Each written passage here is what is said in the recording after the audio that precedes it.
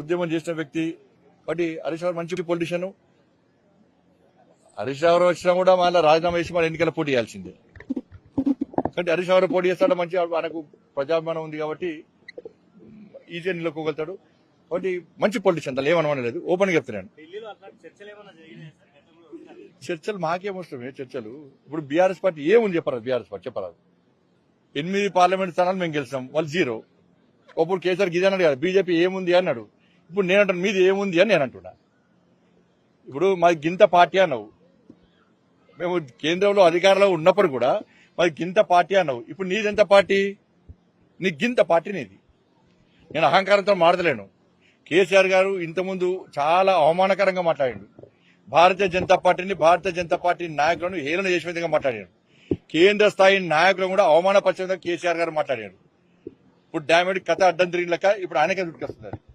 కాబట్టి అధికారంలో ఉన్నా అధికారంలో లేకున్నా కూడా ఏ పొలిటీషియన్ అనగా పొలైట్ గా ఉండాలి, విమర్శలు చేయాలి. కానీ హేళన చేసే విధంగా, కించపరిచే విధంగా మాట్లాడితే ఇలా కేసీఆర్ కుటుంబాన్ని చూసి అందరు నేర్చుకోవాలి, ఇప్పుడు పొలిటీషియన్స్ నేర్చుకోవాలి. అందుకని అధికారుల పార్టీ నాయకులు కూడా చెప్తున్నాను, మీరు అహంకారంతో గతంలో బీఆర్ఎస్ పార్టీ ఏ విధంగా వివరించిందో అట్నే వివరిస్తే మీ కూడా బీఆర్ఎస్ పార్టీకి కొట్టే గతం మీకు పడుతుంది. దాన్ని గుర్తుంచుకోవాలి. పొలైట్ ఉంటాడు ఆయన, చిల్లసలు ఎప్పుడు మాట్లాడాడు. మరి నాకేం దగ్గర రాదు, నాతో ఎప్పుడు మాట్లాడలే. నేను మీరు అడిగిన వాటి చెప్తున్నా. మళ్ళీ దీన్ని పోయి బ్రేకింగ్ పెట్టకూడదు. హరీష్ రావు గారు బీజేపీ ఏడుతున్నారు, బ్రేకింగ్ పెట్టకూడదు మళ్ళీ మీరు. ఎందుకంటే పెద్ద ఆయన ఇప్పటికే ఇట్లా పట్టుకొని కూర్చున్నాడే, ఎవరు పెద్ద మనిషి. మళ్ళీ ఇప్పుడు హరీష్ రావు గారు బీజేపీ ఎడుతున్నారంటే పీడాతం అయితే మీరే బాధ్యత మంచి. ఎందుకంటే మొదటి నుంచి కూడా కేసీఆర్ గారు నిండు నూరేళ్లు ఆయుర ఆరోగ్యాలతోని అష్టైశ్వర్యాలతో బతకాలని కోరుకునే వ్యక్తి నేను. ఇంకోరి నాశనం కోరుకునే పార్టీ నాది కాదు, అటువంటి వ్యక్తులు మేము కాదు. ఇది నేను వ్యంగ్యంగా మాట్లాడాను.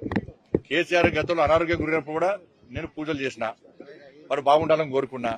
కాబట్టి మళ్ళా పెద్ద మనిషిని ఇబ్బంది పెట్టే ప్రయత్నం చేయకూడదు. ఇప్పటికే టెన్షన్ ఉన్నాడు. ఆ గంపగింత కమ్మినోడు అందరూ రోజు కూడా వీక్తున్నారు. వాళ్ళు అటు కొంతమంది అటు వాళ్ళ ఇటు వాళ్ళని చూస్తున్నారు. చాలా మంది కూడా మళ్ళీ చెప్తున్నాను, చాలా మంది కూడా భారతీయ జనతా పార్టీలో చేరాలని చెప్పి చాలా మందికి బీఆర్ఎస్ పార్టీ ఎమ్మెల్యేలకు ఉంది. ఇది 100% వాస్తవం. ఇలా బీజేపీలో విలీనం చేస్తారని చెప్పి ప్రచారం జరిగేది దేనికోసం జరుగుతున్నది? వాళ్ళ పార్టీ శాసనసభ్యులందరూ కూడా మనం బీఆర్ఎస్ లో పోదాం, నరేంద్ర మోడీ గారి నాయకత్వాన్ని బలపరుద్దాం, ఈ తెలంగాణ రాష్ట్రానికి నిధులకు తీసుకొద్దాం, కాంగ్రెస్ పార్టీ మీద ప్రజలకు వ్యతిరేకత ఉన్నది అని చాలా మంది బీఆర్ఎస్ పార్టీ శాసనసభ్యులు అందరూ కూడా వాళ్ళు చూస్తున్నారు. నేను మళ్ళీ చెప్తున్నా, బీజేపీలో చేరితే నేను చేరాలని ఎవరు అంటలేను. చేరిన వ్యక్తులను గెలిపించుకోవాల్సిన బాధ్యత మా కార్యకర్తలు ఎంత తోపులో మీకు తెలుసు. మా పార్టీ బ్యానర్ మీద, మా పార్టీ సింబల్ మీద పోటీ చేసుకున్నాను, భుజా మీద ఎత్తుకొని గెలిపించుకునే బాధ్యతను మా పార్టీ కార్యకర్తలు, మా నాయకత్వం సమిష్టిగా తీసుకుంటాం. మేమందరం ఒకటే, మా పార్టీ నాయకులు అందరం కూడా నరేంద్ర మోడీ గారి నాయకత్వంలో, అమిత్ షా గారి నాయకత్వంలో, జేపీ నడ్డా గారి నేతృత్వంలో, తెలంగాణ రాష్ట్రంలో కిషన్ రెడ్డి గారి ఆధ్వర్యంలో అందరం కలిసికట్టుగా పనిచేస్తున్నాం.